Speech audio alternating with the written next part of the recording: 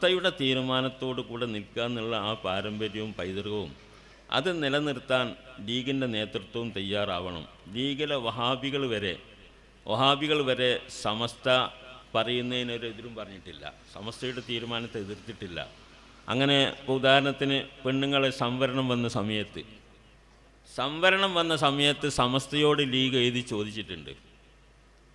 സംവരണം പെണ്ണുങ്ങൾക്ക് 30% സംവരണം വന്നാൽ അവിടെ നമ്മളെ പെണ്ണുങ്ങൾക്ക് മത്സരിച്ചുകൂടെങ്കിൽ ഭരണമൊക്കെ മറ്റോല് കൊണ്ടുപോകുമല്ലോ, നമുക്ക് ഭരണത്തിൽ പങ്കാളിത്തം ഉണ്ടാവില്ലല്ലോ എന്ന് പറഞ്ഞപ്പം ബഹുമാനപ്പെട്ട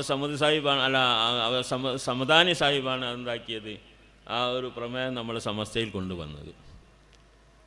അതിന് വളരെ ആലോചിച്ച് മുഷാവറ ഒരു ലുറത്തിൻ്റെ നിലക്ക് വളരെ നിബന്ധനയോടെ മത്സരിക്കാൻ, ഒരു പെണ്ണെന്ന നിലക്ക് എന്തൊക്കെ അച്ചടക്കം വേണോ ആ നിലക്കൊക്കെ മത്സരിക്കാമെന്നുള്ളൊരു അനുമതി കൊടുത്തിട്ടുണ്ട്. അപ്പോൾ സമസ്ത ഒരു തീരുമാനം എടുക്കും വളരെ ആലോചിച്ച് വളരെ ശ്രദ്ധിച്ച് തെറ്റുകളും കുറ്റങ്ങളും കൂടാത്ത നിലക്കുള്ള പരിപാടികളാണ് നടപ്പാക്കുക. അതിലൊരു സംശയമില്ല. ആരെയും കണക്കിലെടുത്തുകൊണ്ട് ഒരു വിവേചനം കാണിക്കാത്ത രൂപത്തിലാണ് സമസ്ത ചെയ്യാറുള്ളത്. ഇതാണ് മനസ്സിലാക്കാനുള്ളത്. അതുപോലെ തന്നെ ആർക്ക് മഹത്തുണ്ടെങ്കിലും അഹ്ലുബൈത്തിന് മഹത്തുണ്ടെങ്കിലും ആൾ നന്നാവണം, സലാഹിയത്ത് വേണം. സലാഹിയത്തില്ലാത്തവരില്ല. ഇപ്പം നമ്മൾ അബൂലഹബിൻ്റെ കഥ നമ്മൾ പറയല്ലേ, അബൂലഹബ് നബിൻ്റെ മുത്താപ്പല്ലേ. ഫിർഔനെ സംബന്ധിച്ചോ അല്ലെങ്കിൽ പിന്നെ അബൂജഹലിനെ സംബന്ധിച്ചോ ഒന്നും ഖുർആനിലൊരു സൂറത്ത് ഇറങ്ങിയില്ല. അബൂലഹബിനെ കുറിച്ച് ആ സൂറത്ത് ഇറങ്ങി, തബ്ബത്ത് യദാ അബീ ലഹബ് എന്ന് പറഞ്ഞിട്ട് നശിച്ചവനാണ്, നരകത്തിലാണ്, ഓനും അവൻ്റെ പെണ്ണും ഒക്കെ നരകത്തിലാണെന്ന് ആ തബ്ബത്ത് യദാ അബീയിൽ പറയുന്നത്. ആരാണത്? റസൂലുള്ളാഹിൻ്റെ മുത്താപ്പയാണ്. എന്തുകൊണ്ട്? സലാഹിയത്തില്ല, വൈപയച്ചു പോയി. തങ്ങളെ മൂത്താപ്പല്ലേ, അങ്ങനെ പറയരുത് പഠിച്ചവനെ നമുക്ക് പറയായിരുന്നോ? പറയാൻ പറ്റൂല. അതാണ് നമ്മൾ പഠിപ്പിച്ചത്. അഹ്ലു ബൈത്തിനെ ബഹുമാനിക്കാൻ പഠിപ്പിച്ചത് സമസ്തയാണ്, സുന്നികളാണ്. വഹാബികൾ അഹ്ലു ബൈത്ത് ഇല്ല എന്ന് പറയുന്നവരാ, അത് മുറിഞ്ഞു പോയിട്ടുണ്ട്. അവരെ കൂട്ടുപിടിക്കരുത് തങ്ങളെ നമ്മൾ തങ്ങന്മാരോട് പറയുന്നത്. അവരെ കൂട്ടുപിടിച്ചാൽ നിങ്ങളിരിക്കുന്ന മരത്തിൻ്റെ കൊമ്പ് നിങ്ങൾ മുറിക്കലാകും, താഴെ വീഴും. വഹാബി മൗദൂദികളെ കൂട്ടുപിടിച്ചുകൊണ്ടുള്ള പ്രവർത്തനം, ഈ പറഞ്ഞ മഹാന്മാരൊന്നും ഒരു വഹാബികളുടെ യോഗത്തിനോ പരിപാടികൾക്കോ പോയിട്ടില്ല, അതിന് പ്രോത്സാഹനം നൽകിയിട്ടുമില്ല. ബാപ്പി തങ്ങളും പൂക്കോയ തങ്ങളും ഒക്കെ ശക്തമായിട്ട് എതിർത്തത് വഹാബികളും മൗദൂദികളും തന്നെയാണ്. രാഷ്ട്രീയമെന്ന നിലക്ക് മുസ്ലിം ലീഗിൽ അവരുണ്ടാവുന്നത് അത് ഈ രാജ്യത്തിൻ്റെ ഒരു സ്വാതന്ത്ര്യമാണ്. അതിന് നമ്മളും എതിർത്തിട്ടില്ല. ആ രാഷ്ട്രീയത്തിലുണ്ടായിക്കോളി, ഒരു വോട്ട് എവിടെന്നെങ്കിലുമൊക്കെ കിട്ടിയ അതല്ല വേണ്ടത്. പക്ഷേ അത് വഹാബികൾ മൗദൂദികളെ സംബന്ധിച്ചുള്ള അതും പാടില്ല. കാരണം മൗദൂദികളെ ഈ രംഗത്തിറക്കാൻ പാടില്ല. അവർക്ക് നമ്മളെ ബിദഈ പ്രസ്ഥാനത്തിന് അതിന് പുറമെ ഈ രാജ്യത്തിൻ്റെ ഭരണഘടനയ്ക്ക് വിരുദ്ധമായ നിലപാടുകൾ ഉണ്ടെന്നതുകൊണ്ട് എല്ലാവരും അതിനെ വെറുക്കുന്ന സാധനമാണ്. അതങ്ങനെ. ഏതായിരുന്നാലും ഇന്ന് നമ്മൾ ഈ പറയുന്ന ബഹുമാനിക്കുന്ന ആൾക്കാർ അവരൊക്കെ അതിന് പിന്തിരിയണമെന്ന് നമുക്ക് പറയാനുള്ളത്. സമസ്തയുടെ തീരുമാനമാണ്. അവരുമായിട്ടൊരു സഹകരണവും പാടില്ല. തെർക്കുൽ മുവാലാത്തുണ്ട്. അവരുമായിട്ടൊരു സഹകരണവും പാടില്ല, കെട്ടാൻ പാടില്ല, കെട്ടിക്കാൻ പാടില്ല, സലാം പറയാൻ പാടില്ല, മയ്യത്ത് കയറിക്കാൻ പാടില്ല എന്നൊക്കെ പറഞ്ഞാൽ നമ്മൾ ബുക്കിലൊക്കെ പഠിപ്പിച്ചു തന്നെയാണ്. അതൊക്കെ അത് നമ്മളെ ബുക്കിൽ മാത്രമല്ല, നമ്മൾ മഹാന്മാർ നമ്മളെ പഠിപ്പിച്ചത് നമ്മൾ ബുക്കിൽ എഴുതിയെന്നേ ഉള്ളൂ. ഇത് നിലനിൽക്കണമല്ലോ. ഇത് നിലനിൽക്കാതെ പരസ്യമായതിനെ ലംഘിച്ചുകൊണ്ട് വെല്ലുവിളി പോലെ അവരെ സമ്മേളനം, അവരെ ബൈത്ത് സക്കാത്ത്, ജമാഅത്തെ ഇസ്ലാമിൻ്റെ ഒരു ബൈത്ത് സക്കാത്തുണ്ട്, അത് ഉദ്ഘാടനം ചെയ്തത് ഈ ബഹുമാനപ്പെട്ട കുടുംബത്തിൽ നിന്ന് ഒരാളാണ്. നമുക്ക് അറിയാം എന്താ ഈ ബൈത്ത് സക്കാത്ത് എന്ന് പറഞ്ഞാൽ. നടന്നില്ല. അതെ, അതൊക്കെ ഏറ്റിങ്ങനെ പ്രചരിപ്പിച്ച് നമ്മൾ ഒച്ചപ്പാടുണ്ടാക്കുമ്പോൾ നടന്നില്ല എന്നുള്ളതാണ്. എന്തായാലും തിരക്കടില്ല എന്നുള്ളൊരു അവസ്ഥയാണ്. ഈ നിലക്ക് നമ്മൾ സമസ്ത പറയുന്നിടത്ത് എല്ലാവരും നിൽക്കുക, നമ്മൾ ഉമറാക്കൾ നിൽക്കുക. സമസ്ത നമ്മുടെ ദീനാണ്, അത് വൃത്തി വേണം, എന്നാലേ ബാക്കിയുള്ളതൊക്കെ വൃത്തിയാവുള്ളൂ. അത് വിട്ട് കളിക്കാൻ പാടില്ല. നമ്മളൊരു വാക്ക് പറഞ്ഞാൽ അത് പാലിക്കണം. നമ്മൾ സത്യം പറയാവൂ. നമ്മൾ പിന്നെ എല്ലാവരോടും വളരെ സൗഹൃദത്തിൽ തന്നെ ഈ ഒരു മതേതര രാഷ്ട്രം എന്ന നിലയ്ക്ക് സൗഹൃദത്തിൽ നടക്കണം എന്നുള്ള കാര്യത്തിലൊക്കെ നമ്മളൊന്നാണ്. ആ കാര്യത്തിനും അഭിപ്രായക്കേടില്ല. അതേ അവസരത്തിൽ നമ്മളെ അഖീദയും ദീനും അത് വിട്ട് കളിക്കാൻ പാടില്ല. അത് വിട്ട് കളിക്കാത്ത ഒരു നിലപാടിൽ കൂടെ നമുക്ക് മുന്നോട്ട് പോകണം. അള്ളാഹു തആല തൗഫീഖ് ചെയ്യുമാറാവട്ടെ. ഇനി ഇവിടെ പ്രസംഗിക്കാൻ ആളുള്ളത് കൊണ്ട് ഞാൻ കൂടുതൽ പ്രസംഗിക്കുന്നില്ല. എനിക്ക് കുറച്ച് ക്ഷീണമുണ്ട്. അള്ളാഹു സുബ്ഹാനഹു വ തആല ആരോട് നമുക്ക് വിരോധമല്ല, എല്ലാവരും നന്നാവണം.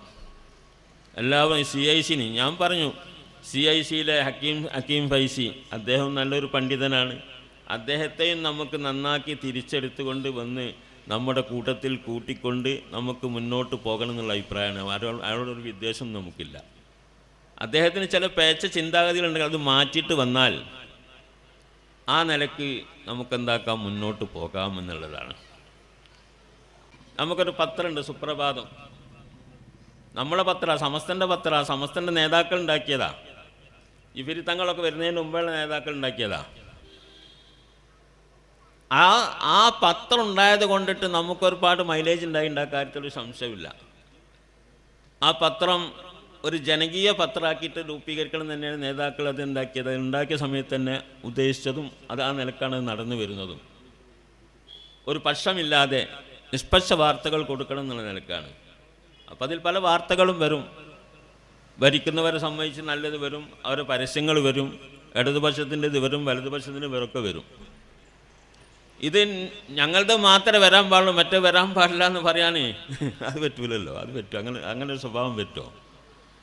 ഈ രാജ്യത്തെ ഒരു സ്വതന്ത്ര, ഒരു നിഷ്പക്ഷമായ ഒരു പത്രം എന്ന നിലക്ക് അത് പ്രവർത്തിക്കുന്നു. അതിൽ ഇന്ന് ഭരിക്കുന്ന ഇടതുപക്ഷത്തിൻ്റെ പരസ്യം വരാൻ പാടില്ല. അത്രേ പരസ്യം വന്നാൽ കത്തിക്കും പേപ്പർ. പരസ്യം വന്നാൽ പത്രം കത്തിച്ചു. ഇതാണ്. അതിന് വരിക്കാരെ ചേർക്കുന്നതും അത് പ്രചരിപ്പിക്കുന്നതും നമ്മുടെ ഉസ്താദന്മാരും മുഅല്ലിമീങ്ങളാണ്, പാവപ്പെട്ട മുഅല്ലിമീങ്ങളാണ്. ആ മുഅല്ലിമീങ്ങൾ വീട് വീടാന്തരം കയറിക്കൊണ്ട് അതിനെ വരിക്കാരെ ചേർക്കുന്ന അതിൻ്റെ ക്യാമ്പയിൻ കാലത്ത് മുസ്ലിംമാരെന്നൊക്കെയുള്ള ഭീഷണി, അവിടെ നിങ്ങളതിനെ ഇറങ്ങരുത്, നമ്മളെ പിരിച്ചു വിടും. ചിലരൊക്കെ പിരിച്ചു വിട്ടിട്ടുണ്ട്. എന്തിനാ അതൊക്കെ ചെയ്യുന്നത്? ആരോടത് കളിക്കുന്നത്? എന്താ പത്രത്തിന് കുഴപ്പം? അത് ഉണ്ടാക്കിയവർക്ക് എന്തോ കുഴപ്പമുണ്ടോ? ഇപ്പം നടത്തുന്നതിലുള്ള കുഴപ്പമുണ്ടോ? ഇതൊക്കെ ഒന്ന് ആലോചിക്കേണ്ട സംഗതിയാണ്. ഇങ്ങനെയുള്ള പല സംഗതികളും ആരോടാണ് ഈ എതിർപ്പൊക്കെ നടത്തുന്നത്? എന്നിട്ട് അത് കൂട്ടം കൂടിക്കൊണ്ടിട്ട് അതിന് നമ്മളെ കൂട്ടത്തിൽ ഉള്ള ആൾക്കാരെന്ന് പറയുന്ന കുറച്ച് ആൾക്കാരാണ്. അതിലേറ്റവും വലിയ കുറ്റവാളികൾ ഈ പൈതൃകമൊക്കെ വെച്ചിട്ട് പ്രസംഗിക്കുന്ന കുറച്ച് ആൾക്കാരുണ്ടല്ലോ ഇപ്പോൾ പറഞ്ഞേ, അവരാണ് അന്തമില്ലാത്തവർ. അവർ സമസ്തക്കാരാണത്രേ. എന്നിട്ട് ഈ വിഷയങ്ങളിലൊക്കെ ആ നിലക്കുള്ള നിലപാടുകൾ സ്വീകരിക്കുകയും പ്രോത്സാഹനം നൽകുകയും ചെയ്യുന്നു എന്നുള്ളതാണ് ഇന്നത്തെ ദുരന്തം.